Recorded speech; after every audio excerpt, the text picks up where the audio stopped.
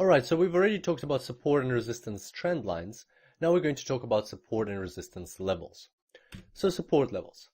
Let's imagine a situation where we have a downward trend in the market. And in this case, a support level is a horizontal line, which is called support level, which represents a barrier for the price. So when we'll find out how to look for support levels in a few minutes, but right now let's see what a support level does to the price. So as the price approaches a support level, traders become hesitant because they don't know what will happen. They don't know whether the price will cross it or whether the price will bounce off and move in the opposite direction. So generally you'll notice a kind of consolidation on the market, and then one of the following three things will happen. Either the price will bounce off the support level and go in the opposite direction, or the price might test the support level a little bit, cross it, and then bounce off and go in the opposite direction.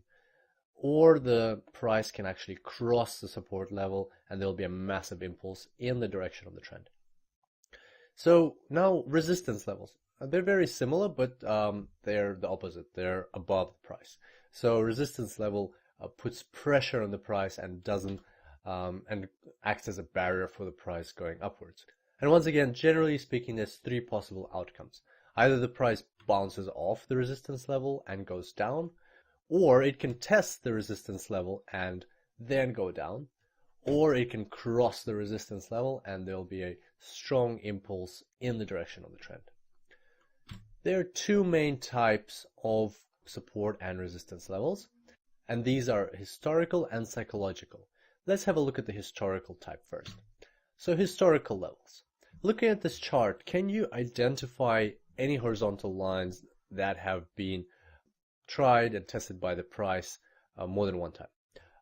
We can see one of those lines right away. It's this horizontal support line, and the price tested this line over here at first, and then it came back to this line here. And so what can we anticipate from the price's future movement? Well, we can anticipate that if the price does go towards this support line, then something will probably happen over there. So, and that's how you establish support and resistance levels, the historical type. You look at what happened in the past and you see that, oh, wait a second, so the price was hesitant to cross this level previously, or there was some sort of consolidation there in the past. So maybe that same thing or something might happen when the price approaches this level.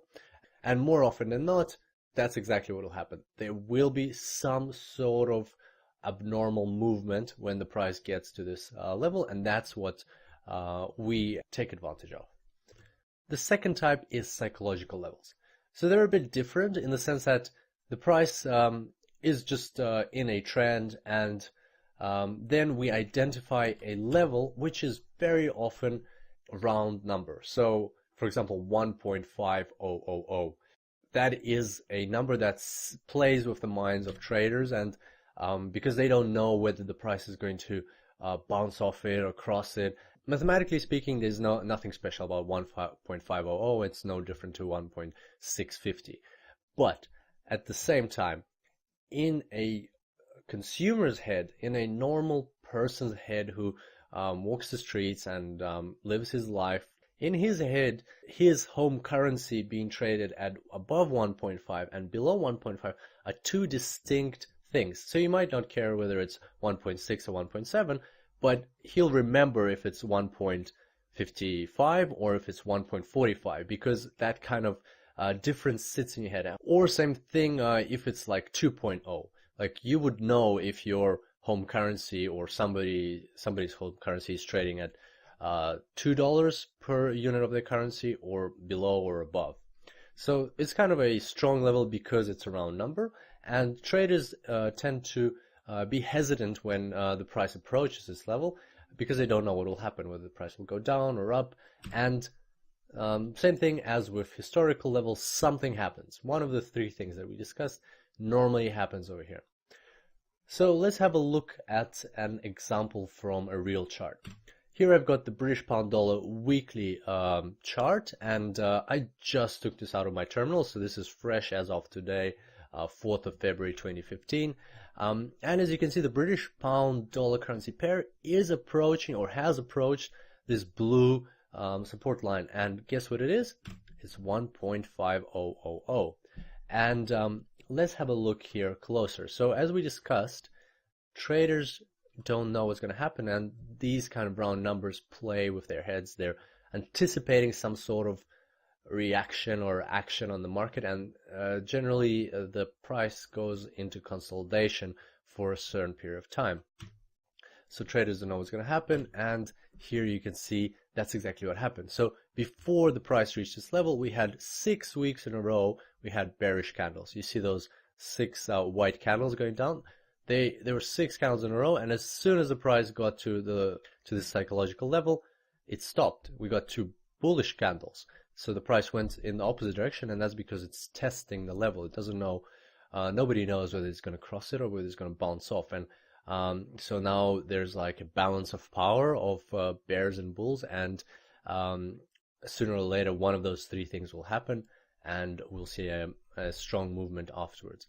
And in this particular case, you can see that the psychological level is also a historical level. And that's quite common with psychological levels, because they tend to be very significant throughout history. So back in January to July 2013, the price tested this psychological level 3 times. And as you can see, it was unable to cross it, and that's when a massive impulse happened and the price went upwards and reached somewhere around 1.7 American dollars per British pound.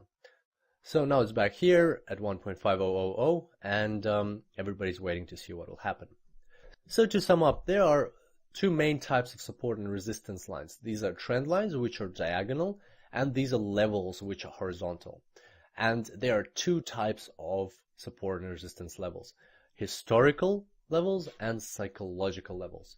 And all of them act as barriers for the price. And when the price gets to them, it either bounces off, or we see an impulse when the price crosses these levels.